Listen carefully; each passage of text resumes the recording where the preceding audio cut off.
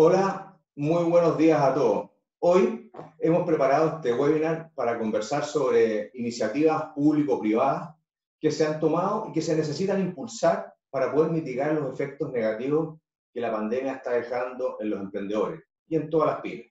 Iniciaremos esta conversación de hoy día con una presentación de María Javiera Contreras, ella es socia líder de consultoría tributaria, para poder transmitir a todos los emprendedores que nos escuchan las medidas adoptadas por el gobierno que permiten mitigar el impacto negativo que está teniendo.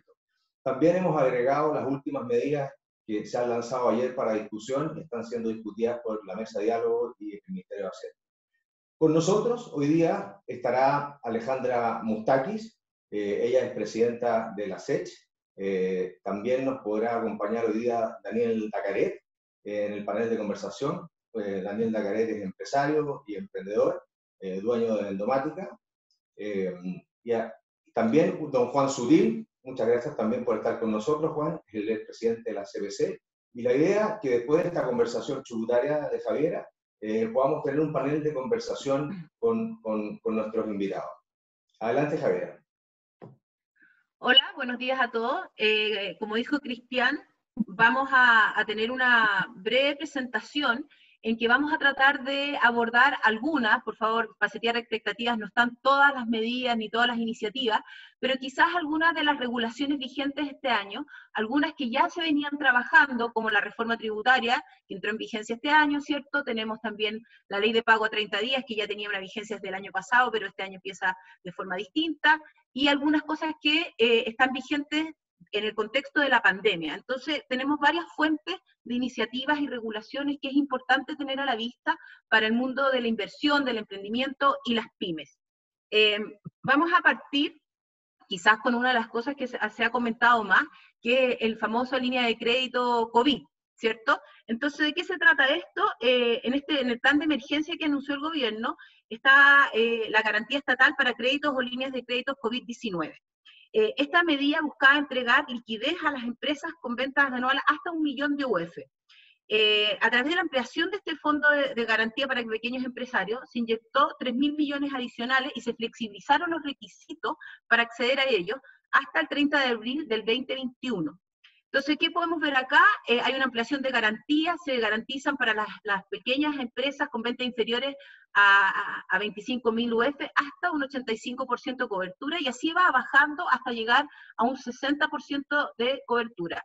En el próximo slide vamos a mostrar cómo ha ido evolucionando. Acá estas cifras, por favor, una prevención, están hasta el 20 de mayo. Evidentemente, a medida que los días pasan, estas cifras van cambiando, pero al 20 de mayo, según una fuente del Ministerio de Hacienda, habían 120.000 solicitudes de créditos cursados, y ahí van a ver en el gráfico, ¿cierto?, cuáles están aprobadas sin cursar, las cursadas que son 33.000, y aprobadas sin cursar como 49.000, dando un total alrededor de 80.000, en el fondo aprobadas, algunas cursadas y otras no cursadas, y pendientes como 27.000.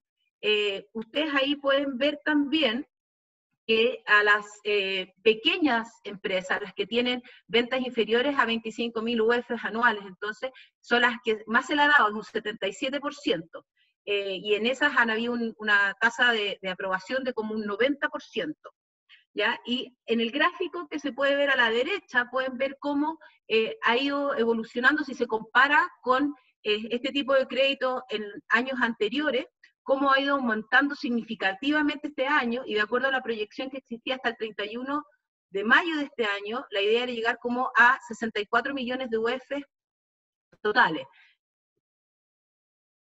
Entonces, más adelante en el panel vamos a conversar más sobre la efectividad de esta medida, ¿cierto? Y cómo en el fondo han podido o no acceder los emprendedores y las pymes.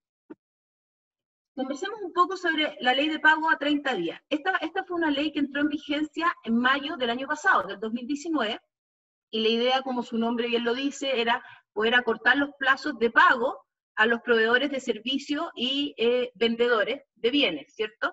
Ahora, en el primer año de vigencia tenía un plazo de 60 días, y ya desde abril de este año, 2020, el plazo es de 30 días. Entonces, este es un plazo máximo de pago entre empresas por sus productos y servicios, 30 días corridos, a menos que las partes acuerden otro plazo. Esto es súper importante porque finalmente aquí se traduce en un poder negociador entre las partes, ¿cierto? Porque dando la ley la puerta a que se pueda negociar plazos distintos, hay muchas veces en que se acuerdan estos plazos que exceden los 30 días corridos. Ahora, para que esto sea efectivo, debe constar por escrito, tiene que estar suscrito por todas las partes y tiene que estar inscrito en el registro de acuerdos de excepción en el Ministerio de Economía, y no debe haber un abuso hacia el acreedor, en el fondo pactando cláusulas que se consideren abusivas. ¿Y cuáles son las penalidades? Cuando se excede este plazo, es que se aplica un interés corriente por cada día de atraso y además un 1% de comisión moratoria por el saldo insoluto. Ahora, muy interesante es que la semana pasada, creo que fue la semana pasada, 3 de junio, ¿cierto? La semana pasada entró en vigencia una modificación que afecta directamente a las pymes. ¿Por qué? Porque hoy los acuerdos de plazo excepcional no podrán celebrarse con un plazo que supere los 30 días entre empresas de menor tamaño y empresas grandes. ¿Cómo se define empresa de menor tamaño? Empresas que tengan ingresos que no superen las 100.000 UFs anuales, y grandes, todas aquellas que exceden. Entonces, hoy día hay una protección especial para las empresas en que estos acuerdos, que para todo el resto sí pueden en el fondo tener plazos distintos, para aquellas empresas que califiquen como menores, no pueden excederse esos plazos. Ahora, habrá que ver si eso significa que en un mundo en que, en el fondo, en el que el mercado funciona, los compradores pueden elegir a empresas que no sean pymes y que sí puedan darle plazos superiores de pago, porque evidentemente ese es otro elemento de negociación entre la contratación de bienes y servicios, ¿cierto? Vámonos ahora a conversar un poco sobre la reforma tributaria. La reforma tributaria, como ustedes saben, ya venía discutiéndose desde hace mucho tiempo, o sea, no tiene que ver con el COVID-19, sí tuvo cambios a raíz del estallido social, se cambió el foco de la reforma tributaria, pero ya venía con algunas medidas que incentivaban la inversión y que ayudaban también a las pymes. De hecho, hoy día las pymes, como vamos a ver en la siguiente slide, tienen una forma de tributación que es distinta a las otras empresas. Pero hablemos un poco de las medidas que venían en la reforma y que ayudan a la liquidez de las empresas y que es importante tener a la vista. Primero, hay una reducción de tasa de pagos provisionales mensuales, los llamados PPM, que es este pago que uno hace anticipado durante el año sobre los ingresos brutos mensuales, para después compensar contra el impuesto final que se calcula al año siguiente, ¿cierto? Acá las pymes tienen tasas reducidas que van del 0,2 al 0,5% de los ingresos brutos mensuales. Por otra parte, se hizo una modificación, y esto es para todas las empresas, o sea, no solo las pymes, la posibilidad de realizar un recálculo de la tasa de PPM. Esto es súper interesante porque significa que hoy día las empresas pueden recalcular esa tasa que les afecta a sus ingresos brutos mensuales cuando en el trimestre han sufrido variaciones en sus ingresos, costos y gastos que sean significativos en comparación al trimestre pasado. O sea, si hay una variación a la baja de más allá del 30%, esa empresa puede recalcular su tasa PPM y por lo tanto variarla y así ir ajustando de mejor manera el impuesto que va adelantando y no sobrepagar en el año para después tener que pedir en el fondo la devolución cuando pagó en exceso, ¿cierto? Después otra norma que es interesante de tener a la vista es el famoso 27 bis y las modificaciones que sufrió. El 27 bis permite que las empresas accedan a un anticipo, a una devolución anticipada del IVA crédito que han ido acumulando cuando han invertido en activo fijo. ¿Ya? Los plazos que habían antes de la reforma era que tenías que tener un remanente de 6 meses de IVA crédito fiscal para poder acceder a esto, y el Servicio de Impuesto Interno se demoraba como 60 días en darte respuesta, con revisiones, etc. Hoy en día eso se ha reducido y basta tener 2 meses de acumulación de remanente de crédito fiscal para poder acceder al beneficio, y el Servicio de Impuesto Interno tiene 20 días para resolver y hacer la devolución, con lo cual es una medida que nuevamente ayuda a la liquidez de las empresas.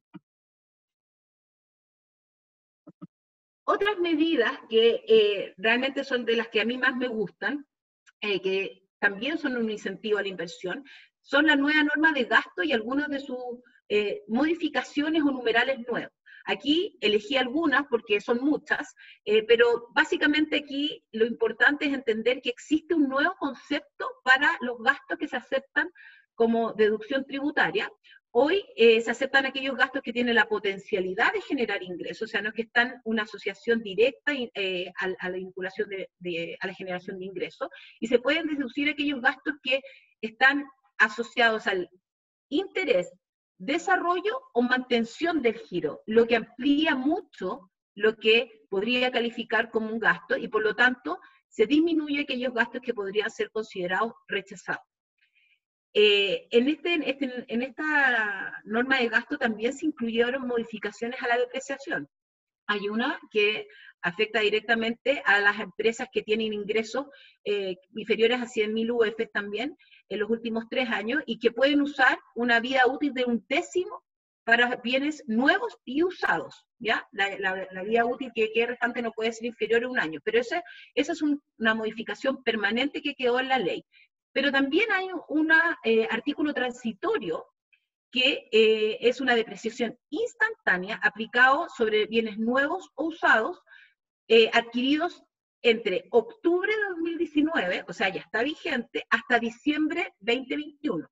Y ahí lo que sucede es que se puede acceder al 50% del valor de la adquisición del bien respectivo, se puede depreciar instantáneamente, o sea, en el acto, cuando se empieza a utilizar ese bien. O sea, tú lo puedes comprar ahora y empezar a utilizarlo en otro periodo, y ahí es donde puedes realizar la depreciación de ese 50% instantáneamente, y el 50% restante se deprecia en forma acelerada, o sea, usando 1/3 de la vida útil que está definida para ese bien. Señalo ya ahora, aun cuando lo voy a repetir al final también, que ya de los cambios que se están anunciando, de los nuevos paquetes de medidas, ya se está anunciando que esta norma podría sufrir un cambio y ser de una depreciación instantánea del 100%, o sea, no 50 instantánea y el otro 50, 1/3 de la vida útil, sino que todo instantáneo para el mismo periodo de tiempo, o sea, bienes adquiridos entre octubre de 2019 y diciembre 2021. Vámonos ahora a lo que es el régimen ProPyme, ¿ya? Como ustedes saben, una de las discusiones más arduas de la reforma tributaria fue cuál iba a ser el sistema de tributación, si íbamos a volver a la integración total, nos íbamos a mantener el semi-integrado, antes acuérdense que teníamos el atribuido, que fueron sistemas que funcionaron con bastante complejidad durante los años que estuvieron vigentes. Finalmente, el acuerdo y mucho de esta discusión en el fondo cambió, dado el estallido social y toda la discusión que se dio después de octubre de 2019, se terminó quedando con un solo sistema para todas las empresas, que es un sistema semi-integrado, ¿cierto? En base a la tributación final solamente se gatilla en base a la distribución efectiva hacia los socios finales. Pero para las pymes quedaron un sistema especial. Entonces, este es el régimen ProPyme que reemplaza el antiguo 14T y está vigente y se puede utilizar para aquellas empresas con un capital efectivo que no exceda los 85.000 UF y que no excedan los ingresos anuales brutos de 75.000 UF en los últimos 3 ejercicios. Ya, aquí es importante hacer notar que se deben computar para el promedio de los ingresos aquellos que tienen las partes relacionadas, y ahí hay toda una complejidad que hay que abordar cuidadosamente. Sí podrían tener inversiones en otras entidades, las rentas pasivas no pueden superar el 35% de sus ingresos, y el sistema que hay son básicamente dos. El primero de ellos es el impuesto de primera categoría con una tasa de 25%, en oposición al 27% que tiene todo el resto de las empresas. Hay una tributación en base a caja, pueden optar por tener contabilidad simplificada o completa, y tienen también una depreciación instantánea. Alternativamente, pueden optar por un régimen de transparencia. ¿Qué significa el régimen de transparencia? Es que la sociedad misma no paga impuesto de primera categoría. Entonces, todo lo que genera la empresa, que nuevamente tributación en base a caja, y muy parecido al otro sistema, pero acá son los socios los que pagan esa base imponible en global complementario, inmediatamente, y es a medida que y se entiende de vengado. Es bien parecido como al atribuido que teníamos antes. Entonces, lo que genera la empresa no paga impuesto de primera, en este caso, sino que se va directo a los impuestos finales, ¿ya? Entonces, esos son los dos regímenes que tienen hoy las pymes. Les adelanto también que en las medidas anunciadas en los 2 últimos días, una de las iniciativas sería bajar de 25% este impuesto de primera categoría para el régimen pyme que paga primera a 12,5%. Entonces, algo que, bueno, aún no es cierto, falta toda la discusión, pero es una de las propuestas.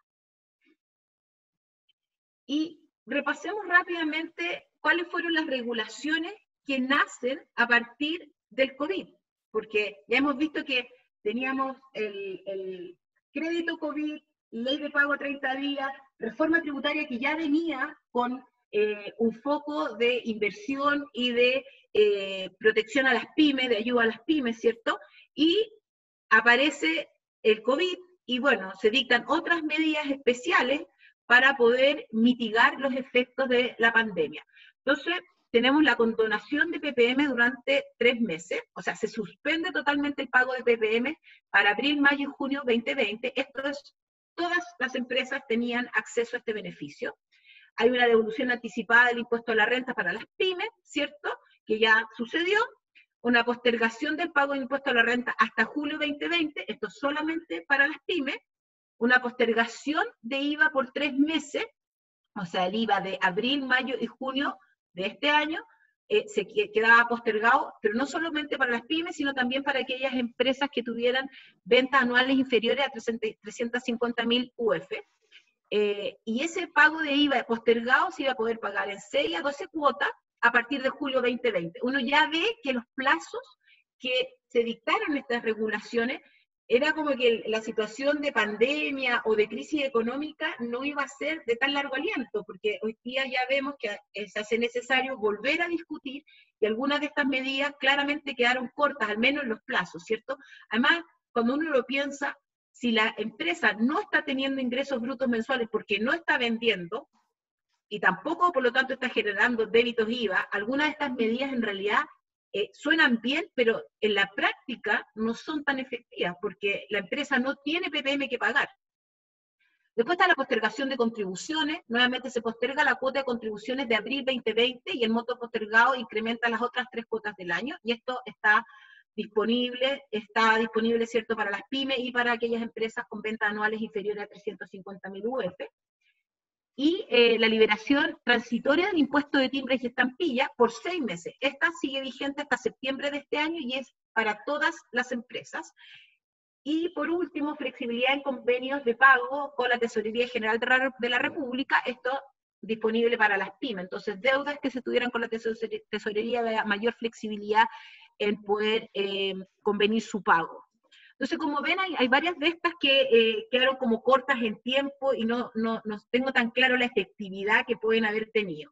Yéndonos ya a lo que se comentó en los últimos 2 días respecto del nuevo paquete y de la propuesta que viene desde Hacienda, puede venir una depreciación, como les decía, del 100% para todas las empresas por estos activos adquiridos entre octubre de 2019 hasta diciembre de 2021, la rebaja del impuesto corporativo para las pymes a 12,5%, créditos tributarios para la contratación de trabajadores nuevos, la contribución regional del 1% para proyectos que excedan los 10 millones de dólares, parece que solamente lo soportaría el fisco por ahora, transitoriamente, y no las empresas, y la más interesante, a mí por lo menos desde una perspectiva conceptual y considerando todos los cambios que trajo la reforma tributaria, es aparentemente el carryback de pérdidas tributarias. O sea, lo que estarían diciendo es que aquellas empresas que tuvieron utilidades tributarias en 2019 y tuvieron aspectos impuestos de primera categoría por esas utilidades, y este año 2020 están sufriendo pérdidas tributarias, podrían compensar las pérdidas tributarias de este año contra las utilidades tributarias de años anteriores, que antes esto era un sistema que existía en nuestra normatividad, pero que se sacó, creo que en la reforma 2014 ya el carryback se sacó, y este año se estaba limitando el carry forward de las pérdidas. Entonces, la utilización de pérdidas ha sido una de los beneficios tributarios que se han ido limitando en el tiempo, pero pareciera que una de las propuestas de Hacienda es transitoriamente permitir que un beneficio que teníamos en el pasado lo podamos volver a ocupar con las empresas que tengan pérdidas tributarias este año. Eso es lo que quería compartir con ustedes. Creo que Cristian ahora nos va a invitar a todos al panel. Bueno, muchas gracias, María Javiera. Muy interesante tu presentación. Vamos probablemente a recibir algunas preguntas después de esto, sobre todo con los cambios que se anunciaron ayer. Quisiera invitar a nuestro panel a sumarse. Eso. Muy buenos días, Alejandra. Muy buenos días, Hola. Juan. Muy buenos días, Daniel. Muchas gracias por acompañarnos. Bueno, ¿dónde estamos hoy? Los problemas de liquidez o insolvencia que venían arrastrándose desde octubre del 2019 en adelante, la verdad es que solo parecen haberse agravado. Según las cifras recién del IMASEC, fue negativo en alrededor de un 15%, con una tasa de desempleo que estamos llegando al 9%, ya prácticamente los 2 dígitos. La verdad es que ha sido un mes muy complejo para Chile, para el gobierno y para todos los chilenos. De este total de pymes que se quiere ayudar, de 1 millón de pymes y 1 millón más o menos de microempresas informales, hoy día se accedió a un crédito COVID de 80.000. Más que la discusión, que es importante entender el rol de los bancos, es qué se puede hacer con estas cantidades tan grandes y hasta dónde se puede llegar, porque también los recursos son limitados. Porque hoy día se han ocurrido 2 meses de este millón, dentro de los cuales hay 230.000. Juan me mandó recién los datos que tiene impuesto interno, pero la verdad es que al final son 230.000 pequeñas y medianas empresas y las diferencias son microempresas o personas con problemas, podríamos llamarlo, que tienen una cosa muy, muy chica. Y la idea es, en esta conversación, tratar de generar algunas ideas o incentivos que se puedan transmitir también en las conversaciones de la mesa de diálogo que está ocurriendo durante esta semana.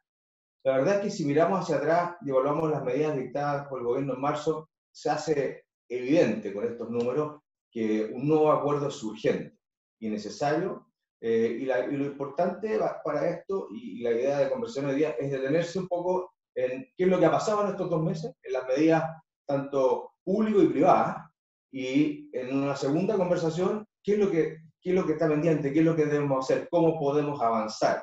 Y sobre esto queremos conversar hoy día con nuestros panelistas. Parto de la conversación con una pregunta para don Daniel Dagaret, y lo veo muy concentrado ahí. ¿Cuáles son los principales desafíos que tienen los emprendedores, Daniel, hoy día? Chuta, bueno, hartos desafíos. El primer desafío está acá adentro, ¿ya? Y entender que esto es lo que nos tocó a nosotros, ¿ya? Primero hay que setearse eso en la cabeza, que a nuestros papás, por ejemplo, mi papá nació en el 29, le tocó la crisis del 29, a los 40 años le tocó la Unidad Popular, y a los 50 años le tocó la crisis del 82. De ahí yo creo que no hemos tenido ni una crisis hasta octubre del año pasado, y esta es la crisis que nos tocó a nosotros. Entonces, hay que entender que cómo enfrentemos esto es súper importante, porque lo vamos a tener que enfrentar igual. Entonces, lo podéis enfrentar derrotado o con ganas. Entonces, eso es lo primero que tenemos que meternos en la cabeza. Y nosotros los emprendedores, porque esto es para nosotros los emprendedores, tenemos que entender que somos protagonistas. Ya no somos espectadores. Y todos tenemos un rol en esto. Entonces tenemos que preguntarnos cuál es el rol que tenemos en esto. Ninguno de nosotros puede quedar afuera. Y es súper importante eso entenderlo.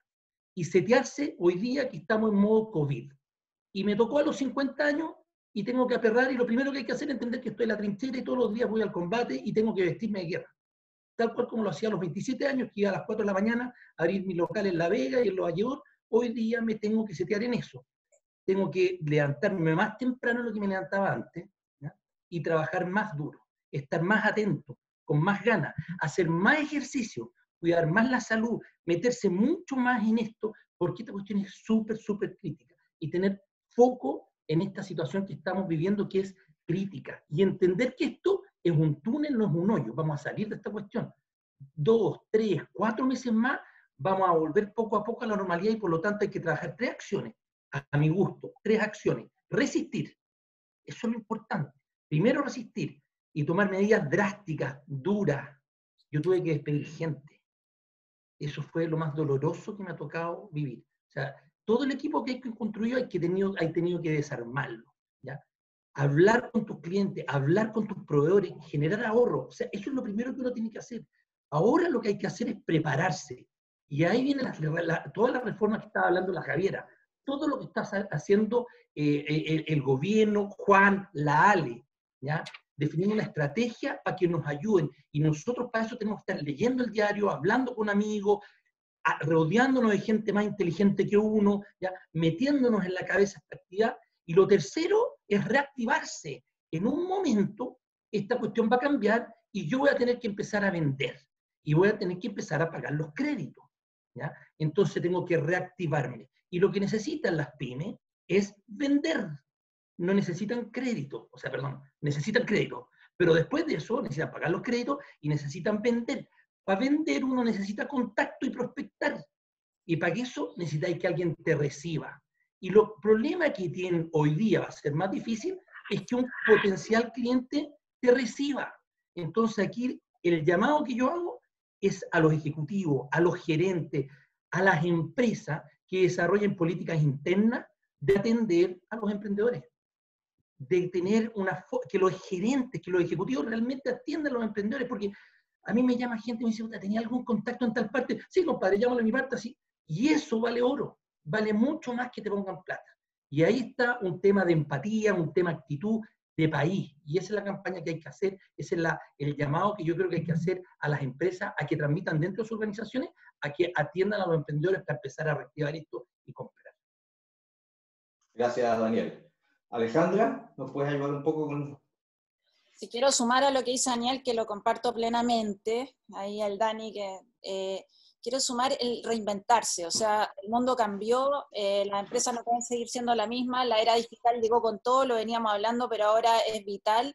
Hay muchos emprendedores, voy a hablar de la parte positiva, después me voy a meter en los que están con más problemas, que están vendiendo solo en digital y les ha ido incluso mejor a algunos, o sea, el mundo digital ha crecido 3 o 4 veces, también todas las empresas de tecnología, hay muchas que le está yendo muy bien, muchas startups y todas las que tienen que ver con las problemáticas que un poquito podríamos haber visto el 18 de octubre o con resolver problemas sociales, la digitalización de todas las empresas grandes, o sea, hay muchos espacios donde realmente también se puede hacer una diferencia y siento que este tiempo como de pandemia también sirve para que reinventemos la empresa. El emprendedor siempre tiene que estar viendo oportunidades. La gran gracia del emprendedor contra la gran empresa es que es mucho más ágil y ese es como nuestro gran activo porque no tenemos en el fondo la espalda, no tenemos un montón de cosas, pero somos ágiles y el ser ágil es la gran gracia de un emprendedor y por lo tanto en esta crisis tan compleja, sumando a todo lo que dijo el Dani, lo más importante es agilidad.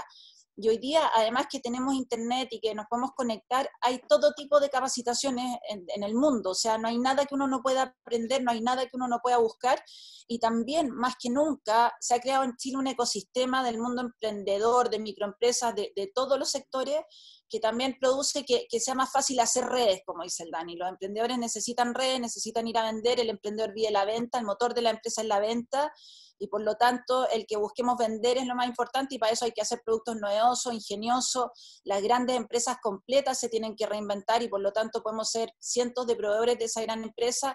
Y ahí quiero quedar como en el lado de la oportunidad y de sacar como ese espíritu emprendedor que es ver la oportunidad dentro de la tormenta, porque obviamente hay una tormenta compleja.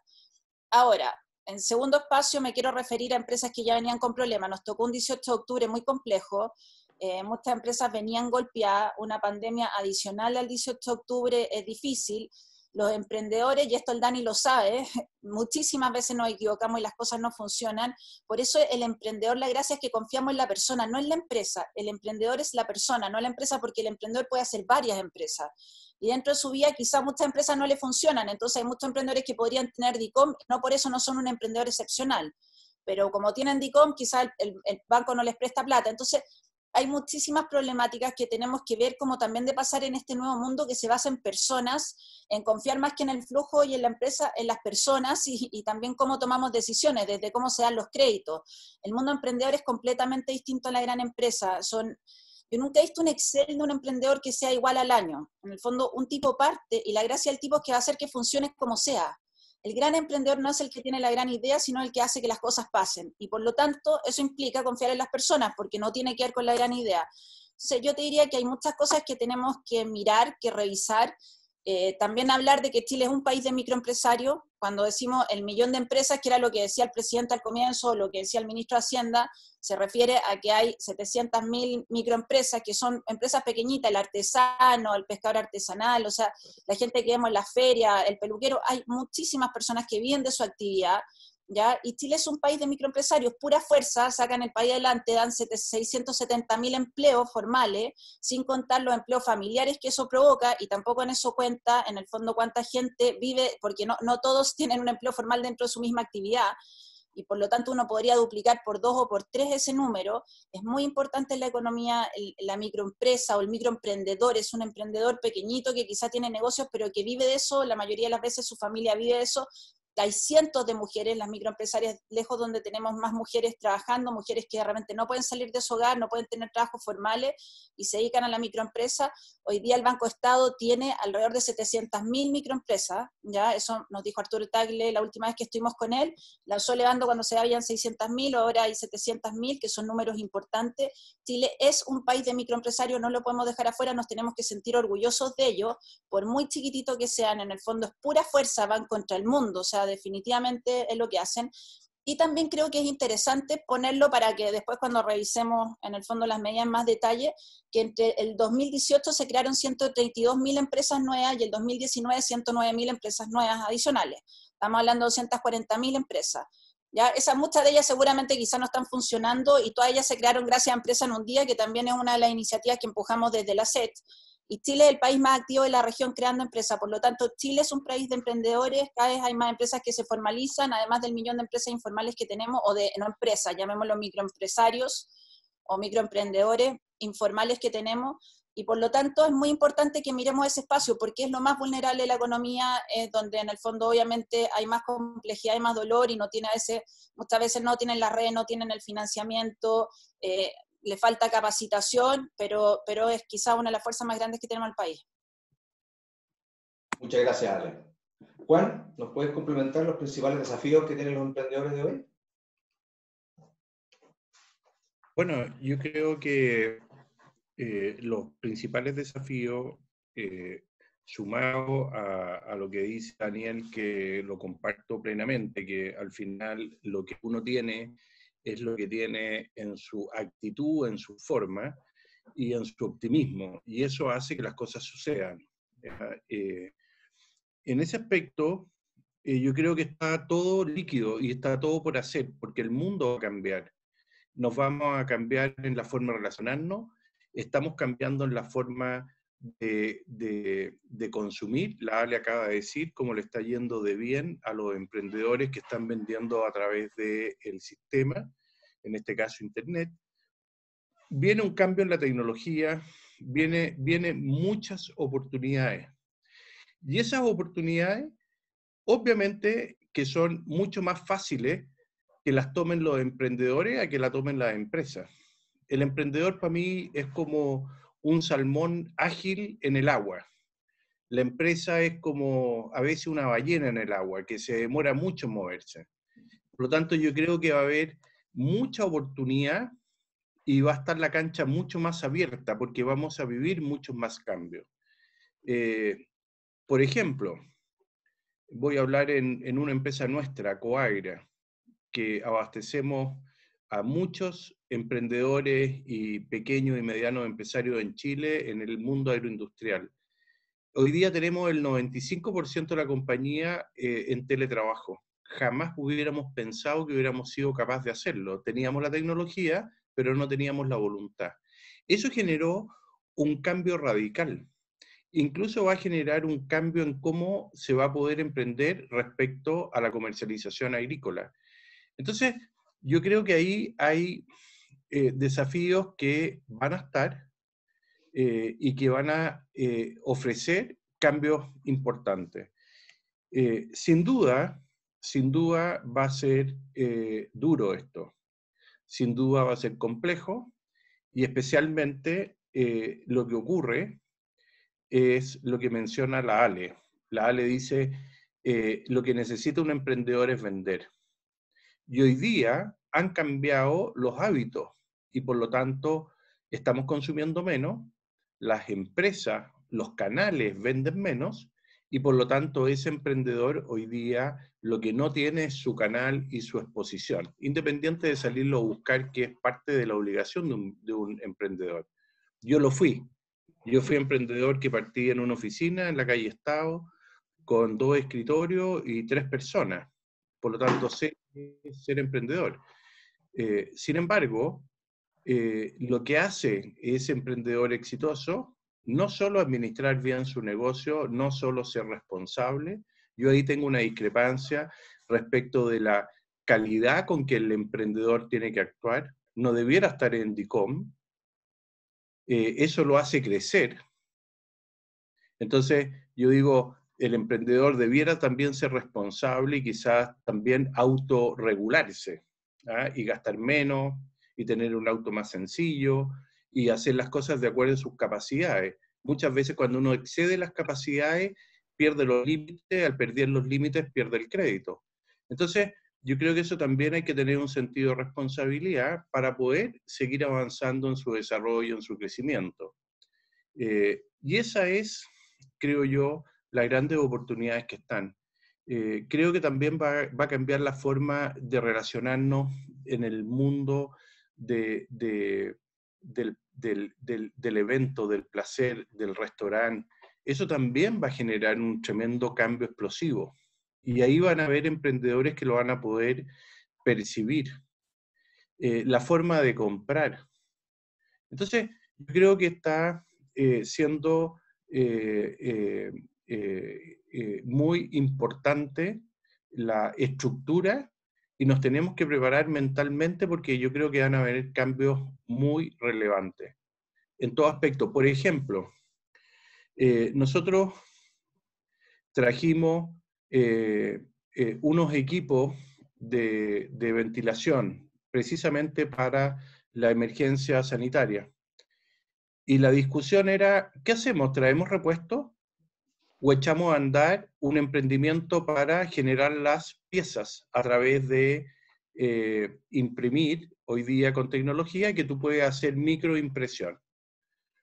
Entonces yo digo, vamos a traer ahora los repuestos para los automóviles de afuera, vamos a traer los repuestos para los sistemas, vamos a traer los repuestos para los computadores, o quizás se va a generar una industria que va a poder abastecer internamente. Yo creo que ahí también hay un montón de oportunidades. Por supuesto que en el caso de la historia que estoy indicando yo, trajimos repuestos para 30 días y echamos a andar la forma de que un emprendedor pudiera generar estos repuestos para abastecer al sistema de Cenabas. Entonces yo creo que se van a abrir oportunidades. Yo me abrí el año 80, en plena crisis, tal como la describe Daniel, y me pude reinventar. Y además también hay otro aspecto. Aquí también van a haber empresas medianas, no pequeñas empresas, sino que empresas medianas que van a colapsar. Y eso va a abrir oportunidades también de cambio. A mí me pasó así el año 80. En mi rubro habían, qué sé yo, 20, 25 empresas líderes, 10 desaparecieron y se abrieron un montón de oportunidades que las tomamos varios emprendedores, no solo yo, lo tomamos varios emprendedores que después fuimos avanzando y creciendo. Y eso yo creo que también va a suceder, por lo tanto yo estaría atento, mentalmente creo que hay que estar preparado, es una adversidad y lo que tiene el emprendedor es que está siempre bien preparado para la adversidad. Eso lo describe como emprendedor, por lo tanto yo creo que va a estar la oportunidad ahí. Muchas gracias, Juan. Bueno, en esta primera parte hemos hablado de la resiliencia empresarial y la verdad es que se da mucho más en los emprendedores, la capacidad de adaptarse, la capacidad de poder convertir en algo nuevo. Ahora, hoy día se da esto agregado a un factor que es el factor tecnológico, ¿no es cierto? Y ahí yo creo que también estos emprendedores necesitan algún grado de apoyo, porque todo lo que nos está pasando hoy día es que se nos vino la transformación digital en un par de meses. Lo decía el CEO de Microsoft hace un mes y medio atrás, que lo que él esperaba que ocurriera en 3 años ocurrió en 2 meses. Entonces, de esta conversación, lo que uno podría tomar como quizás algunas iniciativas colaborativas, porque yo creo que aquí esto funciona en la medida que nos ponemos de acuerdo y colaboramos en este mundo. Daniel partió diciendo que una de las cosas más relevantes, además del financiamiento, que está claro, son las redes y los contactos. Y muchas veces estos emprendedores no tienen esas redes. Para la audiencia, no sé si todos saben que Daniel viene organizando hace muchos años Conecta. El fin de Conecta es juntar a empresarios con emprendedores. Eso lo hace una vez al año. Y la verdad que es algo que hoy día es urgente. Ayer era importante, pero hoy día un Conecta, con el apoyo de Corfo, Pablo Terraza ha estado también ahí ayudándonos, con el apoyo de la SECH, con la Alejandra Mustakis y todas sus redes. Si lo que podemos lograr en una forma ordenada y desde ya, no podemos esperar en noviembre, conectar a estos emprendedores con el mundo empresarial. Y me consta que a veces un teléfono, un solo contacto le abrió la puerta para poder entrar y poder vender. Eso es muy difícil. Eso es muy difícil y es una de las partes más difíciles a veces del emprendedor, generar esas redes para poder crecer. Entonces yo creo, acá, de hecho, una de las últimas iniciativas que se planteó es armar una suerte de directorios o directores que ayuden a estas empresas. Y eso es tan simple como juntar centros de gobiernos corporativos en Chile, unirlos en un punto, junto con CPC y Corfo, y ayudar a los emprendedores. O sea, que cada hombre de negocios de 1 hora a la semana, 2 horas a la semana de conversaciones. Nos ha tocado como igual participar en eso. Con Corfo ha resultado muy bien, hemos puesto profesionales a disposición en temas de impuestos, en temas de estrategia, en temas de finanzas, y hay un barrido de conversación. Y esto fue post 18 de octubre. Entonces creo, y ahí le podemos poner el to-do a Daniel, veamos cómo orquestar esto. Bienvenida también la ayuda de CPC, que es el punto con los empresarios. Tú nos puedes ayudar, Juan, probablemente a juntar estas partes y piezas, que el título son Conecta o redes empresariales. Y lo otro tiene que ver también con financiamiento. Y ahí quizás podemos entrar un poco más a discutir y conversar, donde también entiendo que la SECH ha ayudado bastante a muchos emprendedores que en un principio les habían sido objetados, no estaba fluyendo el crédito. Ha sido un tremendo apoyo, hay creo que más de 800 ya que en los últimos días que se han cursado con la ayuda de la SECH. Pero mirando un poquito más en detalle lo que está pasando hoy día y el diagnóstico de lo que se está haciendo y para poder después conversar en lo que falta. ¿Cuál es la opinión de ustedes sobre la efectividad de las medidas? Y partamos por los créditos FOGAPE o el COVID. Alejandra. Parto yo con el crédito Sí. COVID. Mira, quiero decir que a todas las empresas que le ha llegado ese crédito es una tremenda ayuda. O sea, hay que aplaudir una buena iniciativa, que obviamente acá no van a haber medidas mágicas, que siempre hay personas que les puede costar un poco más, pero por lo menos digamos que, suponiendo que entre las que están aprobadas y las que están cursadas llegamos más o menos a 100.000 empresas, hoy día hay 100.000 empresas que van a poder recibir ese crédito y es una tremenda ayuda. ¿Qué cositas te puedo decir entre medio de eso? Hay mucha gente que está desesperada por esos créditos. El financiamiento es como el oxígeno, como cuando hablamos de los respiradores para las pequeñas empresas y necesitan vivir de ello. Y por lo tanto, obviamente que para la gente que no ha llegado ese crédito está muy desesperada, está muy angustiada, entonces siempre se nota más el que no le ha funcionado que el que le ha funcionado por una cosa obvia. Y yo te diría que de las 870 casos que tenemos en la SET, te voy a decir como algunas cosas como para que las conversemos, no son. El 63% de ellos son del Banco Estado, ¿ya? El Banco Estado tiene la mayor cantidad de requerimientos, obviamente, porque tiene 700.000 pymes y obviamente la logística del Banco Estado puede ser más compleja o no estaba preparada para vivir en el fondo una cantidad de créditos que tuviera que acceder como hoy día está accediendo, pero hoy día a la 1 de la tarde tengo reunión con Sebastián Sichel, tenemos los gremios emprendedores, reunión con él, donde vamos a revisar uno por uno todos los casos y estamos viendo en el fondo cómo el Banco Estado, que es el Banco del Estado, realmente tiene que hacer una diferencia y no parecer un banco privado, y sí ser el banco quizás de los microemprendedores y las pymes pequeñas del país, que creo que es súper importante y interesante ese espacio en el Banco Estado, que es un poquito lo que estamos empujando, y hoy día tenemos reunión con Sebastián justamente a la 1 para hacer eso, y el Banco Estado, desde que partió con Banco Estado Microempresa, de alguna manera ha hecho una gran diferencia.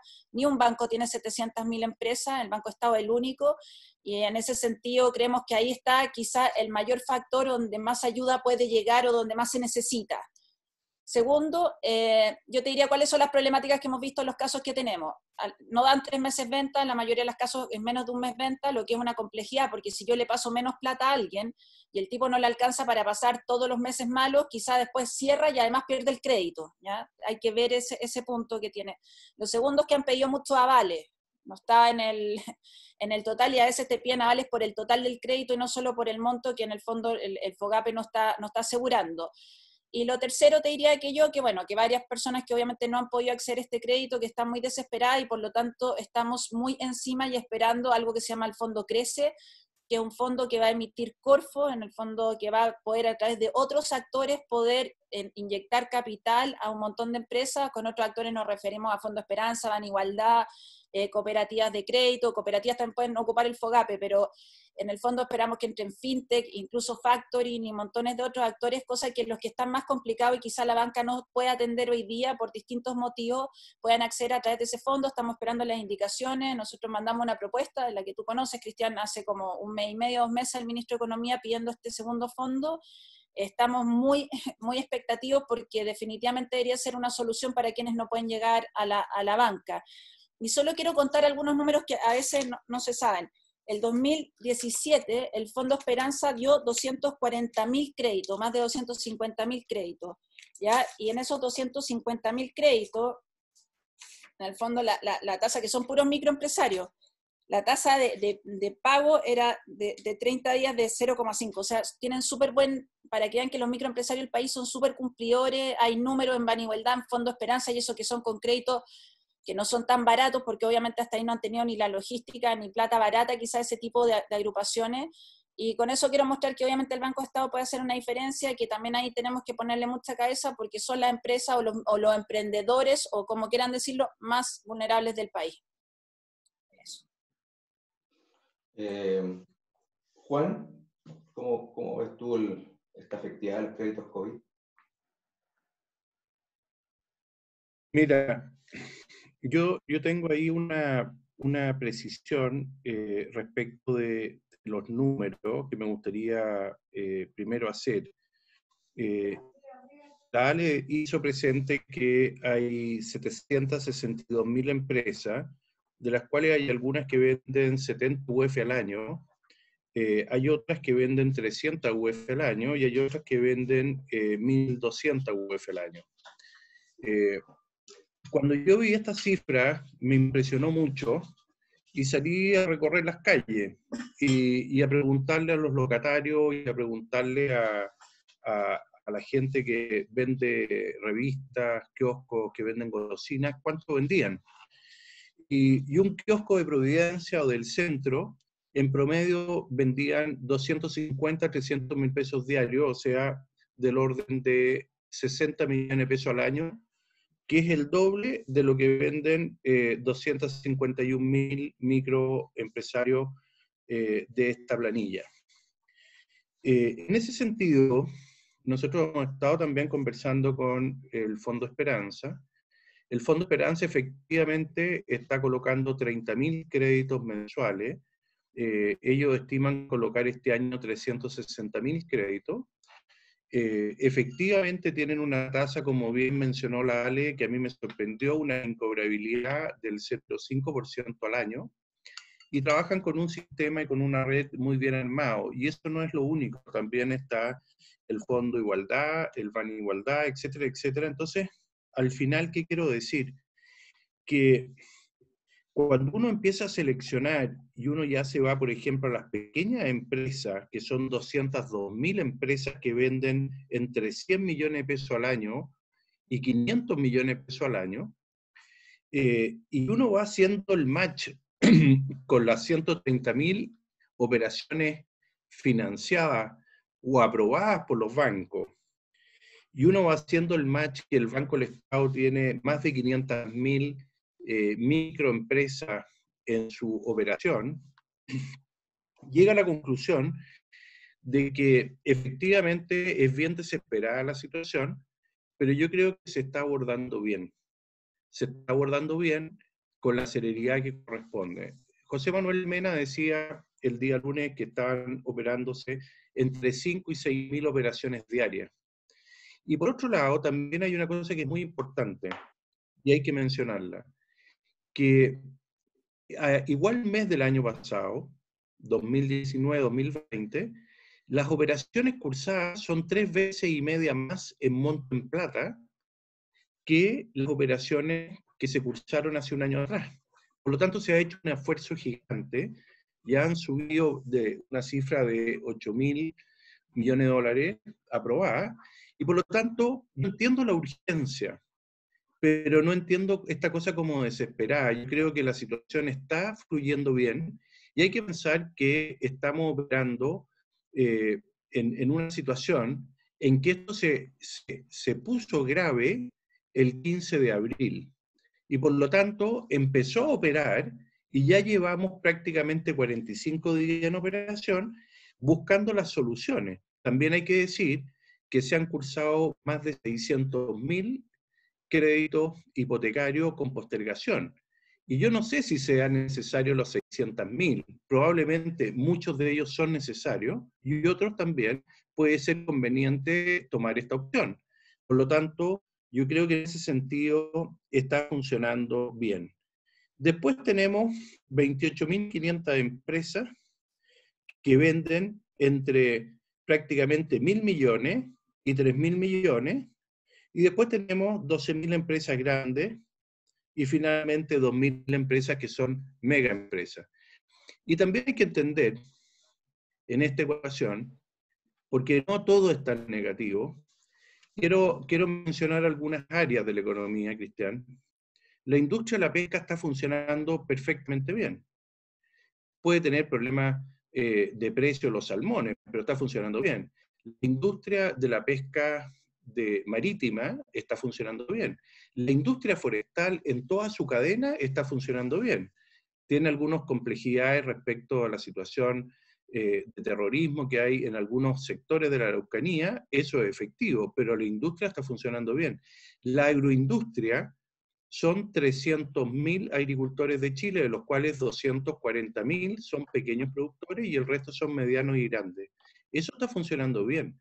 La minería en su conjunto, desde la más pequeña o pirquinero al más grande, está funcionando perfectamente bien. El pequeño productor minero le vende a Enami. Enami fijó este año una banda de precio de $2.70, creo, la libra. Eso es muy bueno para un pesquinero y ahí tampoco hay problema. Entonces, ¿a dónde voy? Aquí hay una situación dramática con muchos emprendedores que tienen el negocio de restaurantes, eventos, bares, servicios asociados al turismo, servicios asociados a los colegios. Ahí hay una situación bastante dramática. También es importante precisar que muchas empresas, cuando tú le sacas la línea y que tienen bajos márgenes, si tú le das, y aquí yo no quiero defender a los bancos, ni mucho menos, pero si tú le das 3 meses venta, jamás van a poder pagar esa deuda. Una empresa que margina el 4 o 5% de su venta, es imposible que le pases 3 meses venta, esa ecuación no cierra. Y lo que ha ocurrido es que en las pequeñas empresas, todos los créditos cursados están en el rango de 1.8 meses venta, y por otro lado, el general del país, 1.7 en monto, ¿ya? Porque las grandes ponderan un poco más. Entonces, yo digo, chuta, me quiero quedar con lo positivo, me quiero quedar con lo bueno. Yo creo que el país ha tomado grandes medidas, yo creo que el gobierno ha tomado grandes medidas, Creo que el Parlamento las ha apoyado de alguna forma, perfeccionado, e incluso hay algunas que las ha echado a perder, como la Ley de Protección al Empleo, pero al final hemos tenido medidas todas que permiten que esto de alguna forma nos permita reengancharnos. Y con esto termino. ¿Y por qué todo esto? Porque es muy importante que todo esto tenga los recursos y la liquidez para el momento en que venga la venta, para el momento en que venga el reenganche. Eso es lo que tenemos que tratar de proteger, y yo creo que de esa manera las medidas sociales que se están tomando el día de hoy también son conducentes a eso, porque eso permite que esa familia no solo resuelva su problema inmediato, que son sus necesidades básicas, sino que también pueda estar en la cadena y consumir. ¿Para qué? Para que un emprendedor también las pueda atender. Entonces, yo creo que eso es súper, súper relevante. Quiero quedarme con el último punto que hizo la Ale respecto al Fondo Esperanza. Nosotros tuvimos una reunión con ellos para ver cómo los podíamos ayudar, varios empresarios.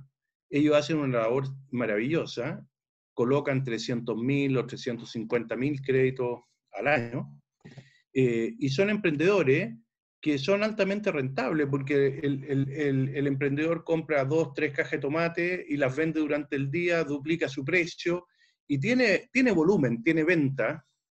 Por lo tanto, hay un tremendo apoyo a todo ese emprendedor informal, que es el que más está sufriendo hoy día porque no puede salir a la calle a vender. Por lo tanto, creo que tenemos que unirnos para enganchar. Finalmente, también quiero decir que hemos apoyado iniciativas como la de Daniel en términos del Conecta, y hemos apoyado iniciativas con ASECH precisamente para contribuir a que eso suceda de la mejor forma posible. Y en eso estamos trabajando y estamos 100% disponibles para tomar ese desafío. Muchas gracias, Juan. Yo creo que esto nos permite aclarar bastante un poco el espectro del problema, ¿no es cierto? Porque cuando el presidente anuncia que necesitan apoyo 1 millón de empresas y se escuchan estas quejas de que los créditos COVID no fluyen, hay que segmentarlo entre los microempresarios, como tú decías, que son 700.000 o 750.000, y nos vamos a quedar con un segmento del cual estamos hablando de 230.000 aproximadamente, de los cuales hasta el día de hoy... Perdón, es que los 752 microempresarios no tienen acceso a los bancos ni tienen acceso a los créditos. Entonces, voy para allá. A través del Banco Estado sí tienen. Sí, está bien. Un segundito, voy para allá. Entonces, si vemos dos segmentos, hay que dividirlo en dos. En los 230.000 es donde puede estar el sistema financiero. Y lo que dice Juan, fíjense que de 230.000 hasta hoy día han fluido 80.000. O sea, sin duda que uno quisiera esto que fuera más rápido, pero uno podría estimar. También tienen parte de microempresas, tienen parte de Banco Estado microempresas, no son 80.000 solo pymes, o sea, no son solo pequeñas y medianas. Solo lo digo. Pero el espectro total, el potencial que tenemos, no es más de 250.000 ahí.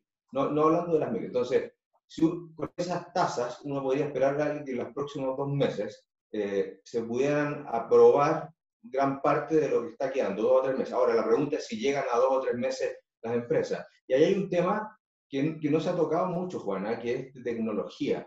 Porque y los bancos hacen lo que pueden. Y la verdad que las personas están trabajando y me consta full, pero no pueden aprobar más créditos si no tienen es un tema de mano. Al final del día, si nosotros tuviéramos un sistema como lo que tienen los ingleses de Open Banking, donde todos estos datos fluyen a una base y se generan procesos automatizados de aprobación y solamente los ejecutivos ven las excepciones, la velocidad de esto podría ser muy rápido. Este comentario probablemente va con la urgencia de Banco Estado.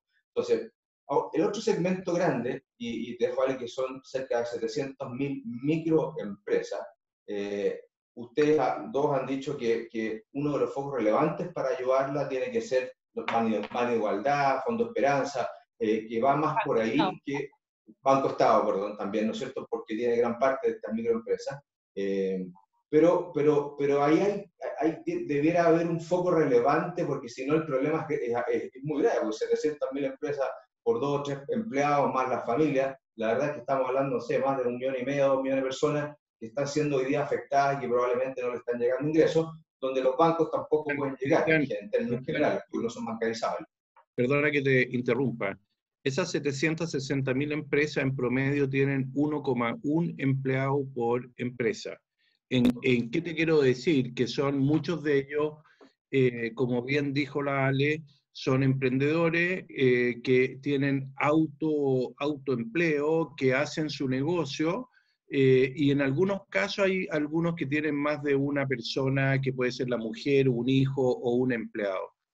Pero yo quiero tomar, porque muchas veces los mismos emprendedores no están contratados, puede ser un contrato a tercero, es contrato formal, y hay un montón de contratos informal o dan empleo informal, digamos, no con contrato. O sea, uno podría multiplicar por 2, porque eso, la microempresa da 672.386 empleos. Eso según impuesto interno, de los cuales hay 500.000, de esas 700.000, hay 500.000 empresas que son unipersonales, o sea que hay una sola persona por lo menos en la actividad, en lo que se dice. Pero si uno contara cuántos familiares lo ayudan, o quizá cuánto empleo da informal, que no es con un contrato formal, uno podría duplicar esa cifra por lo menos. Es probable. ¿Cómo ustedes creen que con Ban Igualdad, con Banco Estado, se puede llegar a esas 700.000 en forma efectiva? ¿Qué falta? O sea, obviamente emprendimiento, pongámoslo así, muchas veces súper precario, y gente que necesita salir y que no encuentra trabajo y tiene que emprender y pone puestos y los feriantes, y mucha gente que, o montones de servicios, que yo conozco un montón, yo soy diseñadora de profesión, yo tengo un montón de compañeros que tienen en empresas de diseño, son empresas, y son ellos, o empresas, o dan servicios, o sea, es muy diverso el mundo de las microempresas, de las pymes, de los emprendedores, y por lo tanto hay que entender que necesitamos herramientas diversas, y que obviamente la banca no iba a poder a esa diversidad, en el fondo, poder atender, por lo mismo, porque hay mucha diversidad, necesitamos distintas herramientas para poder llegar a ello, y distintos apoyos. Por ejemplo, acá voy a decir algo totalmente mío, yo soy fanática de las cooperativas, fanática.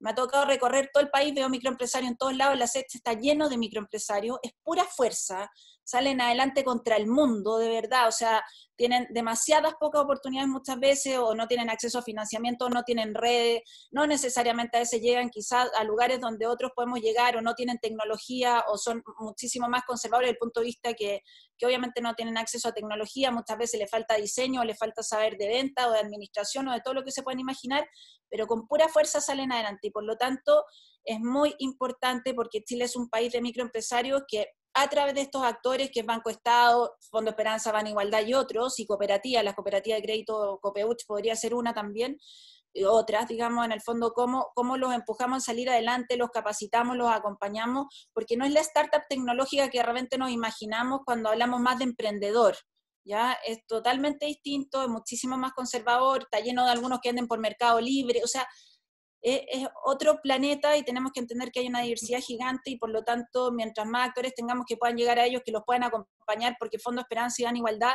además se acompañan entre ellos, además hacen capacitación, entonces también hay todo un proceso importante. Yo creo que el Banco Estado tiene el rol más fundamental de todos, y es muy importante que hoy día nos ocupemos de ello, y nos ocupemos de revisar cómo deberían ser las cooperativas del futuro. Vale, aquí hay Juan dijo una cosa y tuvo otra en términos de la visión, y esta pregunta se vamos a hacer a Daniel, que es interesante discutir, porque Juan dice, mira, si le prestamos 3 meses de venta, la verdad es que la probabilidad que lo hundamos más, no lo digo con esas palabras, es alta, porque no va a poder pagar nunca. Y la Ale dice, por otro lado, que 1,7 ventas no le sirven para llegar ni a la esquina. En otras palabras, porque ella no habla como yo. No dije tampoco que no le sirve, pero hay que tener cuidado con también... Pero que no es suficiente. Daniel, usted que está metido ahí con los emprendedores, ¿qué opina de esto? ¿Cuán efectivo es prestar 1,7 veces? Es el promedio que tenemos hoy día. ¿Sirve o en 3 meses más vamos a ver a este emprendedor muy enredado y al final no le hicimos... Mira, para mí este debate técnico, numérico, la plata viene de tus clientes, no de que alguien te preste plata. Entonces, yo de verdad creo que esto está como mal encaminado. O sea, ok, tírale un salvavidas, pero tú no podías estar prestando plata barata permanentemente. Esto es como estar regalando las cajitas de alimentos que están regalando hoy día en las municipalidades. Eso es una cuestión transitoria. ¿Sí? Esto es para darle oxígeno un par de meses. Esto no va a solucionar el problema. Y yo entiendo los bancos, y a mí tampoco me prestaron 3 meses venta. Po. Sí, esto tiene un riesgo atrás, y a los bancos no les van a pagar, y van a perder plata. Entonces, si esto es un negocio, entonces si no vamos a una fundación y pidamos plata, entonces yo creo que hay que entender que la plata viene de los clientes, y lo que hay que hacer es salir a vender. Entonces acá estamos en una discusión de cuánto presta esto, otro, que lo entiendo, ¿ya? Yo vengo en crisis desde octubre, no vengo en crisis desde marzo, abril. A mí me quemaron la mitad de los peajes, todas las estaciones del metro, las máquinas me hicieron bolsa, todo mi negocio, todo. Y lo peor de todo, que como a mí me gustan los combos, y los veía como me quemaban cosas, no podía ir a pegarle porque lo veía por la tele. Entonces esto es del terror lo que está pasando. Entonces, hoy día, yo me quedo con esto, mira, Juan, tú dijiste que las empresas, una empresa X se ganaba el 4% de la venta, ¿ya? Yo lo que, mira, yo partí hace 30 años atrás, 25 años atrás, como un buen penca. Yo era el buen penca que era independiente, imponía en la FP solo, me cobraban más caro en la ISAPRE, y era de mi grupo del curso, era el buen penca porque no quedé en el security, en el vice. ¿Ya? Y puta, siempre he tenido como esa tranca, tampoco quedé en el MBA, me fue mal en la universidad, lo que me digáis. Y me empecé a hacer solito. Y yo vendía balanza, tenía un negocio rasca, tenía un local en la Vega Chica, más encima en la de arriba, ¿ya? Y en los Valledor vendía balanza a los carniceros, etc. Y de repente me pesca una fundación que se llama Endeavor, y me empieza a presentar puros marcianos como yo, que tenían esta pasión y tenían este sueño de hacer algo un poco más grande. Y me cambiaron mi forma de pensar. Empecé a conocer gallos choros, y me di cuenta que no era solo. Y tenía que empezar, un Santiago Muso en ese tiempo de Bazooka me ponía la oreja, ¿cachai? Y me presentaba otro gallo. Y empecé a moverte y cuestiones así. Y me cambió la vida. Y no sé si algún weón me prestó plata, alguien me debe haber prestado plata. No tengo idea cuántos bancos me habrán prestado plata, pero sí me acuerdo que Santiago Muso me puso la oreja. Y que un montón de gallos me pusieron la oreja. Entonces acá están en una discusión súper técnica que es transitoria y súper válida, ¿ya? Pero estamos descuidando una parte súper importante, que tenemos que hacer que el chileno promedio entienda que tiene que dar tiempo, tal cual como los abogados tienen la Fundación Pro Bono, y los buenos trabajan 2 horas al mes, bueno, regalados, o tú en el Stand Young te obligáis a tus empleados a que trabajen tantas horas por los emprendedores. Todas las empresas de Chile tienen que entregarle tiempo a recibir a los emprendedores y darle tiempo, porque es lo más difícil. Un gallo que tiene un local o tiene una peluquería a domicilio, que le pueda dar el servicio, no sé, a BTR, para que le vaya a cortar el pelo a los empleados de BTR dentro de la oficina, si no tiene la llegada donde el meme Ponce está cagado. Según se debería haber muerto cuando chico.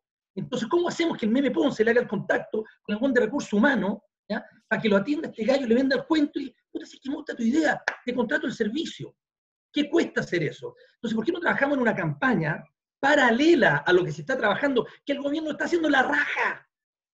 Briones me encanta porque es simple, le entiendo la cual que me dice, no es complejo, ¿ya? De hecho me encanta porque anda como desastrado en el bolso, una patilla más chica que la otra, me encanta el gallo, le entiendo, pero falta esta otra parte, porque el emprendedor en el día a día, bueno, el problema es que nadie lo recibe.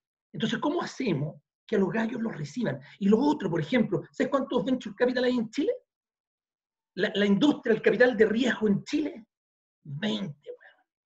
Y te pasan de $300.000. ¿Ah? Y más encima tenés que confirmar los cheques. Eso no es venture capital. ¿Cómo hacemos que los ejecutivos de las empresas, que lleva, no sé, 10 años una empresa, es gerente de marketing, una empresa tiene su platita ahorrada, en vez de comprarse, en vez de cambiar el auto, esos 5 millones de pesos de diferencia, ¿por qué no se lo mete a este peluquero? Y transformas el peluquero en un servicio de peluquería, weón, de barber, no tengo idea, le da marketing y le da contactos con sus pares, que están más arriba, que se mueven en otro nivel, y le generáis contactos y le abrís puertas. Eso para mí es de largo plazo. Ese gallo con 5, 10, 15 millones de pesos, se los mete a un gallo, pero aparte le dedica tiempo. Hay empresas con que yo he hablado que no dejan que sus ejecutivos emprendan, que no entienden que un ejecutivo, un gerente emprendedor, ¿ya? Es mucho más top. El weón no es que vaya a fumar un pucho al ascensor abajo. Si ese gallo, weón, sube la escalera corriendo. Porque tiene una actitud, una forma. Él cree que va a cambiar el mundo y que va a tener una cadena internacional de peluquería. Entonces me falta esa pata, de pescar a todos estos ejecutivos, que esto tiene que ser liderado por los dueños. ¿Okay? Decirle a todos los ejecutivos, reciban gente, hagamos concursos de emprendimiento interior de la empresa, reciban, weón, emprendedores para que generen cambios. Pero, ¿qué es lo que me pasa? Hacía un cowork, ¿ya? Van puros emprendedores, puros pares. Después hacía una feria de emprendimiento, van puros emprendedores. Me falta la otra pata. ¿Cachai? Me falta la otra pata. Me falta que vaya el Cristian Lefebvre, o el Meme Ponce, o el Hans Eben, o que vaya tú, Juan, ¿cachai? ¿No? Porque la Ale va a todas. Pero estos mundos que están por separado, hay que juntarlos. ¿Ya? Y cuando se junten, ¿ya? Va a ser el después. Y eso es de largo plazo. Y la plata pasa a ser irrelevante, pasa a ser irrelevante. Entonces, eso es lo que a mí como que me falta en esta ecuación. De acuerdo. Alejandra, está viendo nada. Imagínate, hay tantas iniciativas que podríamos hacer nosotros que no necesitaríamos al Estado de por medio. Por ejemplo, si las grandes empresas, Juanito, se pusieran de acuerdo y dijeran ya, tanto porcentaje de nuestra compra va a ser a pymes en Chile. Hoy día solo tenemos el 13% de la venta del país, si sacáis a la microempresa sacáis 1,75, casi un 2%, entonces la concentración económica o la capacidad de venta es gigante, la gran empresa no compra más del 15%, pues si no te daría mayor el número. Si la gran empresa dijera ya, nos vamos a poner una meta del 20% de las compras, hacerla en el fondo a chicos, a pequeños, cambiamos el país. De verdad, y eso no necesitaríamos, o sea, eso podría ser como una campaña y no necesitaríamos de alguna manera ni que el Estado entre, ni que nos tenga que poner reglas, y podríamos sacar miles de empresas chicas adelante o de pequeños y medianos emprendimientos, y con eso también cambiaríamos la concentración económica que en el país es muy alta. O sea, podrían haber ideas súper positivas, como dice el Dani, y ahí los gerentes y todo tendrían que darle tiempo a emprendedores, habría un montón de oportunidades, en vez de comprar afuera, como decías tú, ¿por qué tenemos que comprar afuera si podríamos desarrollar en el país? En Chile la capacidad de desarrollo es increíble, yo de verdad no he visto, yo soy súper fanática de desarrollar y crear en Chile, es mi core, pero nunca he visto un país que podamos desarrollar mejor. Las empresas de tecnología que se hacen en Chile se hacen 10 veces más baratas que lo que costaría desarrollar una empresa en Estados Unidos, y generalmente las empresas antes preferían comprar afuera que comprar en Chile tecnología. Hoy día, en todo orden de cosas, en biotecnología, en tecnología lideramos, y además somos muchísimo más baratos, así que agregamos valor por todos lados. Y en ese sentido creo que ahí hay mucho que podríamos avanzar, sobre todo para salir de esta crisis, que no tiene que ver con que el Estado tenga que estar poniendo más plata, porque ya está endeudado el 40% del PIB si se aprobaran todas estas medidas.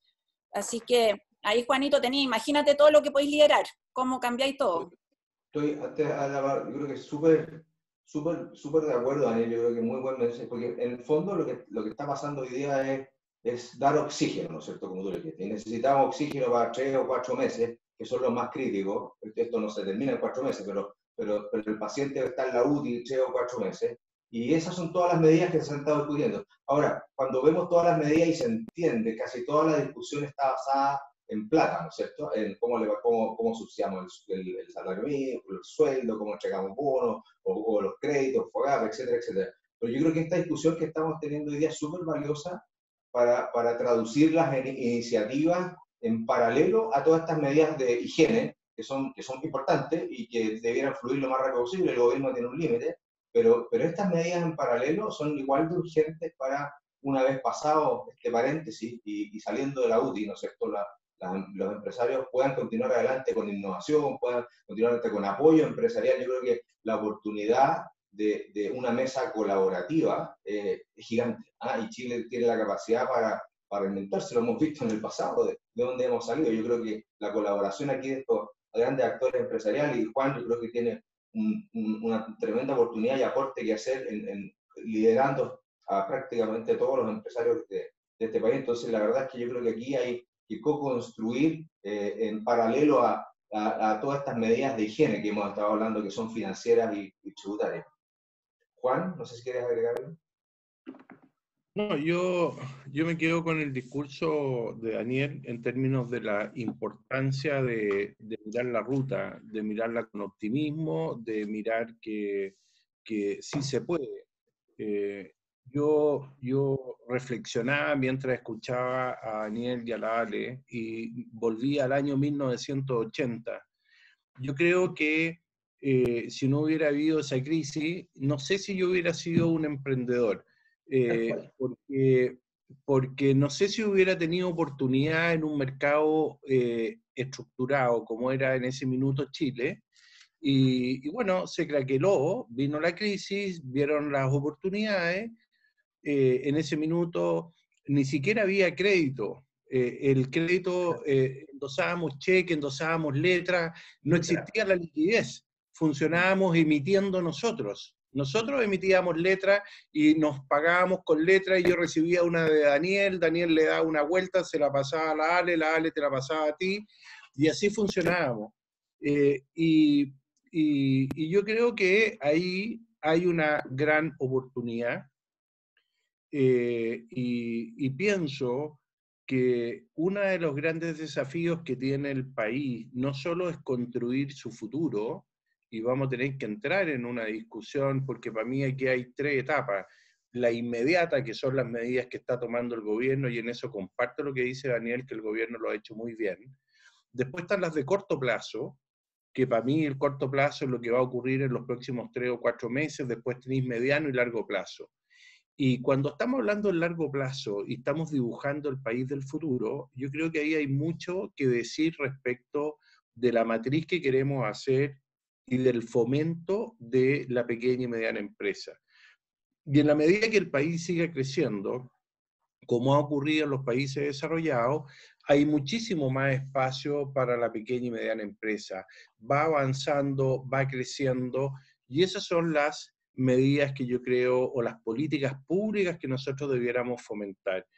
Y parte de esas medidas públicas dice relación con aquellos incentivos que van a haber para lograr eso, independiente de generar más oportunidades al emprendedor, y en eso también creo yo que los esfuerzos que ha hecho la SECH o lo que menciona Daniela en su experiencia, yo también puedo decir que para mí fue importante. Hubo gente que a mí también me iluminó y que me permitió seguir avanzando, me permitió ser un mejor emprendedor, me permitió tener valores y principios para no estar en DICOM.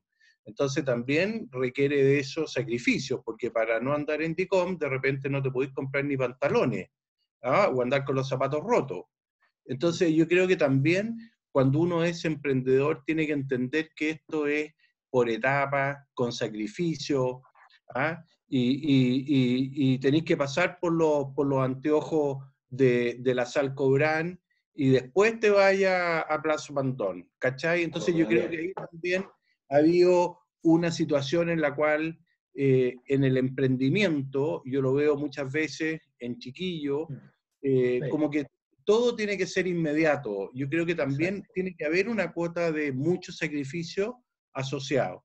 Y yo creo que eso también es parte de la cultura de lo que nosotros tenemos que promover en el emprendimiento, porque es lo que también te permite desarrollar más músculo.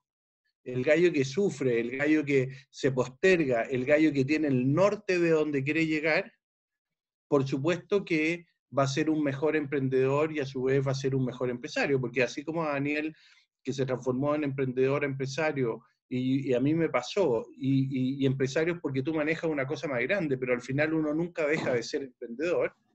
Tú para lograr eso tenés que aplicar todas las técnicas, entonces tienes que saber administrar mejor, tienes que manejar recursos humanos mejor, tienes que manejar el trabajo de equipo, y tienes que tener olfato comercial, y tienes que ir desarrollando una cantidad de disciplinas importantes para poder ir avanzando en tu desarrollo. De lo contrario, te quedas permanentemente como un pequeño emprendedor y no avanzas en tu realidad, en tu negocio. Por lo tanto, yo creo que ahí, sin duda, hay políticas públicas que son de largo aliento, que tenemos que todos empujar. Y hay instrumentos como la Corfo, por ejemplo, que sí tiene emprendimiento, y lo que hay que hacer es generar mejores políticas públicas en todos los ámbitos, de todas las disciplinas. y Chile tiene la oportunidad ahí. Yo creo que Chile tiene una oportunidad de ser la plataforma hacia el Pacífico desde Latinoamérica, sin duda. Nosotros no nos sacamos nada con quedarnos con los mercados europeos, americanos o norteamericanos, porque eso ya están topados. Tenemos que ir a Asia, que es donde va el desarrollo, el crecimiento. Es una tremenda oportunidad como plataforma, como desarrollo de alimentos funcionales, como manufactura. Entonces yo creo que ahí también tenemos que mirar cómo hacer este encadenamiento productivo que permita generar más emprendimiento. Muchas gracias, Juan. María Javiera, un poco comentando producto de lo que se está ocurriendo estos días, ¿no es cierto?, de la mesa de trabajo y articulación público-privada, se anunció un presupuesto de 10.000 millones de dólares, pero dentro de los cuales hay algunas medidas tributarias que permiten pasar este lapso, ¿no es cierto?, de meses muy malos para estos pymes y emprendedores. ¿Cuáles son, a tu juicio, las más importantes? ¿Ayuda al extender los PPM? ¿Qué pasa con el IVA? Y por último, una segunda pregunta, ¿qué opinas desde la discusión, que no está aquí en la mesa, pero la hemos venido escuchando de algunos partidos políticos, del impuesto a los súper ricos? Mira, de las medidas anunciadas, yo creo que efectivamente, también me encanta Briones, creo que va en la dirección correcta, está anunciando medidas que evidentemente impulsan la inversión. Y eso es lo que necesitamos, reactivar la economía, que exista en el fondo esas ganas de poder construir algo, y las medidas, la depreciación acelerada al 100%, bajarle la tasa a las pymes a 12,5, evidentemente son incentivos importantes. Algunas otras medidas, esto de poder arrastrar las pérdidas de este año hacia atrás, nuevamente va a ayudar mucho a las empresas porque van a poder hacer caja con una devolución de impuestos inesperada y transitoria. Ahora, cuando hablan de postergar, ahí sale volver a ampliar el plazo para postergar PPM, o si fuera la postergación del IVA, porque en realidad el PPM está suspendido, no está postergado, entonces en la prensa no sé si están ocupando el concepto correcto o no, pero cualquiera sea PPM o IVA, la verdad es que si no hay venta, creo que quizás no es tan atractivo. Ahora, sí creo que podría haber una oportunidad en ampliar lo que hoy día yo comentaba como el 27 bis, que es acumulación de IVA crédito en activo fijo. Quizás podría existir algún tipo de devolución anticipada de IVA acumulado, no solamente para aquellos que hayan invertido en activo fijo, sino para cualquiera que tenga remanente de IVA crédito y que pudiera acceder a esta devolución anticipada como un préstamo del fisco que después devuelve con los débitos cuando se reactive la venta. Creo que eso podría ser más atractivo en el fondo y sería a una base más amplia a la que le podría beneficiar una medida así. Ahora, con respecto al impuesto a los súper ricos, creo que aquí estamos como en una esquizofrenia nacional, o sea, por una parte Briones tratando de impulsar la economía, la inversión, etcétera, y después otros sectores diciendo, no, ¿sabes qué? Gravemos a los súper ricos con un 2,5% sobre lo que ellos denominan en su proyecto patrimonio bruto, que es un concepto que no queda explicado ahí bien qué es, pero habría que entenderlo mejor. Pero la verdad es que cuando venimos saliendo una reforma tributaria que ya hizo un cambio y se generó una sobretasa a las contribuciones, ¿cierto? Que es una especie, es como un primo hermano a un impuesto al patrimonio, porque básicamente te grava la tenencia de activos inmobiliarios que superen los 400 millones de pesos. Me parece que seguir en esa línea, cuando ya algo de eso se rescató en la reforma pasada, no es el camino correcto, porque me parece que no es parte de una política fiscal sustentable. O sea, esto es básicamente una donación forzada a la que ellos quieren, que es transitoria, que no tiene que ver nada con nuestra legislación tributaria, porque si uno mira las legislaciones comparadas, este impuesto al patrimonio primero lo tienen solo 4 países. En el año 90 habían 12, hoy día van quedando 4, y estas impuesto al patrimonio en esos países donde existe está totalmente limitado, o sea, se deducen las deudas, por una parte, o sea, básicamente los activos menos los pasivos, ¿cierto? Se excluyen algunos bienes donde las personas viven, porque tú no puedes estar obligado a vender el inmueble donde vives para poder pagar el impuesto, se excluyen otros activos que están operativos, donde las personas trabajan. Entonces, esos países que tienen esos impuestos es porque no tienen una base amplia de impuestos personales, que Chile sí tiene, no tienen impuestos a las ganancias de capital, que Chile sí tiene, o sea, lo único que nos va quedando es el 107, pero todo el resto paga impuestos, no tienen impuesto a la herencia o el impuesto a las donaciones, que Chile nuevamente sí tiene, o no tienen contribuciones, que Chile sí tiene. Con lo cual, creo que el impuesto a los súper ricos es totalmente redundante y nocivo para la legislación que nosotros tenemos. Suena súper atractivo, pero la verdad es que es una pasada por caja. Y lo que puede hacer, y lo que se ha visto en otras jurisdicciones, es que evidentemente cuando estamos compitiendo por tener acá el capital, que los chilenos quieran invertir en su propio país, puede salir mucho más rentable invertir afuera, estar afuera. Exacto. Porque si yo tengo que pagar todo esto por cada peso que empiezo a generar, y 22 millones de dólares en el fondo tampoco es cantidades astronómicas. Entonces, la verdad es que hay varias pifias en cómo está planteado, creo que no calza con nuestra legislación, no va en línea con lo que queremos, pero además técnicamente, al menos en el párrafo en que se anuncia cómo sería, no tienen que pagar en un plazo de 30 días corridos desde promulgado la ley. O sea, si alguien tiene un solo activo que vale 22 millones de dólares, tendría que salirlo a vender para poder pagar. Entonces, Claro. la verdad es que creo que es algo bien inoportuno y populista en mi humilde opinión. Ok, nos quedan 3 minutos como para Daniel está comentarios desesperado. finales de cada uno de ustedes. Es que ¿sabes lo que pasa? Por favor, es que yo creo, perdona, Cristian, no puede haber algo más ridículo que lo que están planteando. Y es básicamente populismo. Ojalá que ese grupo de políticos ¿ya? Le metan la misma energía a modificar la ley de donaciones, ¿ya? Y promover la filantropía. Si tú hoy día quieres donar plata, son puras trabas. No es fácil donar plata, ¿cachai? No hay incentivos a donar plata. Y hay empresarios que queremos donar plata. No somos todos ladrones y malos. Entonces acá hay una cuestión que polariza al país. Porque ese argumento del impuesto de los ricos suena al descuido. ¿Ah? Entonces, eso es, no sé, muy, muy simple. Promuevan la donación, promuevan hacer endowments, ¿ya? Promuevan la filantropía. Eso sí que tiene mucho más propósito y también es de largo plazo. Bueno, eso es algo que hemos visto a Juan, que lo ha hecho el después en los últimos meses, juntando a los empresarios y promoviendo donaciones para la urgencia que estamos viviendo. Yo creo que va más por ahí que mi gusto que con el impuesto a los súper ricos. Alejandra, perdón. Okay, estaba Juanito que estaba levantando la mano, pero mira, yo creo que no hay nada que le haga mejor a las personas que emprender, saca lo mejor de ellos, sumado a eso que cuando uno emprende como tiene que ir contra el mundo, es todo difícil, es cuesta arriba, nunca va a ser fácil seguramente, pero logra sacar lo mejor de las personas, empoderar a las personas y en el fondo le hace bien a esa persona, le hace bien a su familia, a la sociedad y al Estado, porque el día de mañana además va a contribuir con impuestos si le logra ir bien. Lo que tenemos que lograr es hacer un país de emprendedores, ¿ya? Y un país de emprendedores significa emprendedores de todos los portes, ¿ya? Y ojalá muchos muy grandes. Ese sería el mejor de los mundos. O sea, si nosotros podemos incentivar un país donde cada vez tengamos más empresarios que crecen y con eso generan valor, generan impuestos y todo lo que va pasando en la cadena, en el fondo es el mejor de los mundos, entendiendo que vamos a tener algunos chiquititos que quizás nunca van a crecer y que también son muy importantes y parte de la cadena y parte de nuestro país, especialmente Chile, que lo decíamos nuevamente, un país de microempresarios.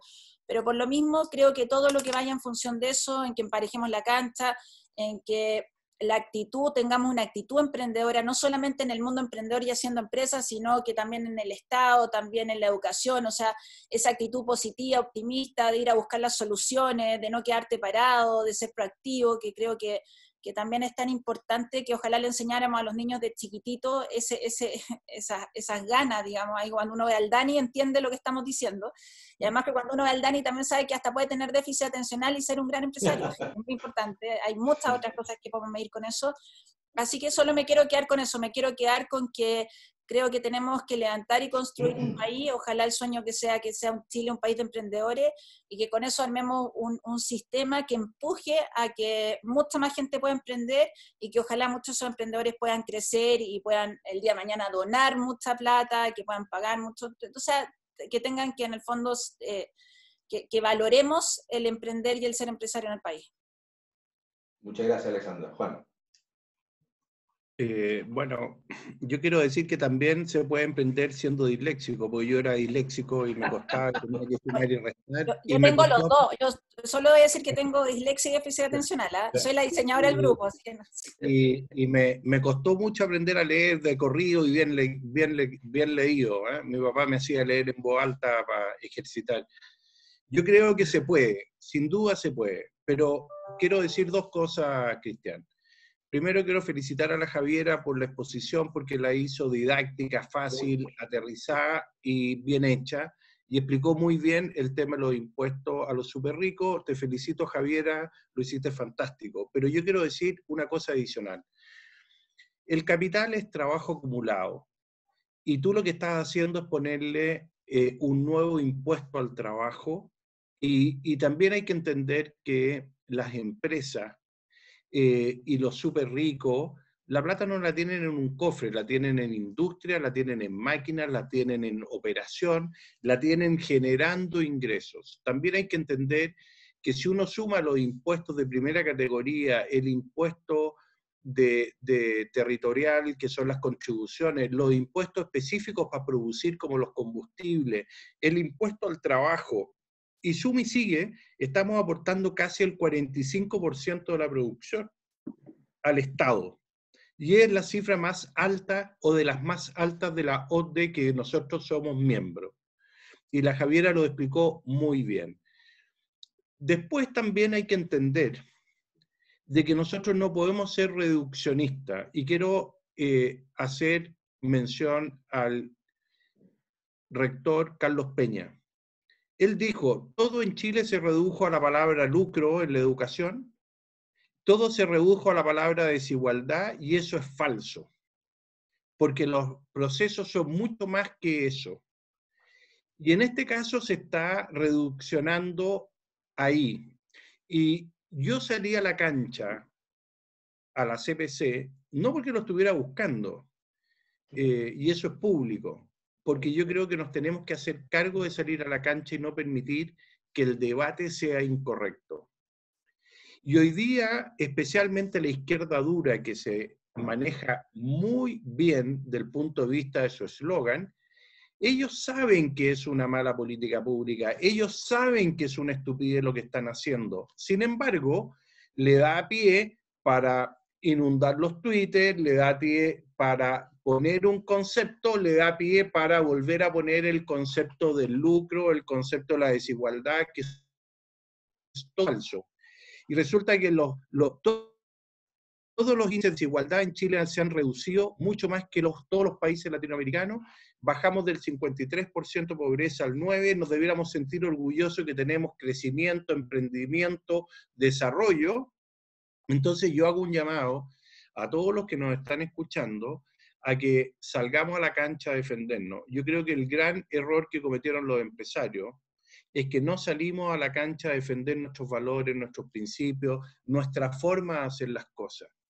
Y yo creo que es el momento de hacerlo, de tratar de construir un mejor país y no dejarnos pautear por los Twitter, ni dejarnos pautear por las cosas que son reduccionistas.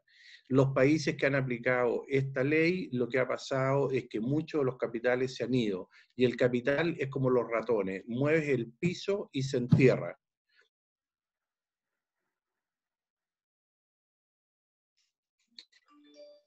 Después del 18 de octubre, el día 30 de marzo, los permisos de construcción cayeron al 30 de marzo del 2020 un 86% respecto a marzo del 2019. Eso no tiene nada que ver con el COVID, eso es 100% inestabilidad política.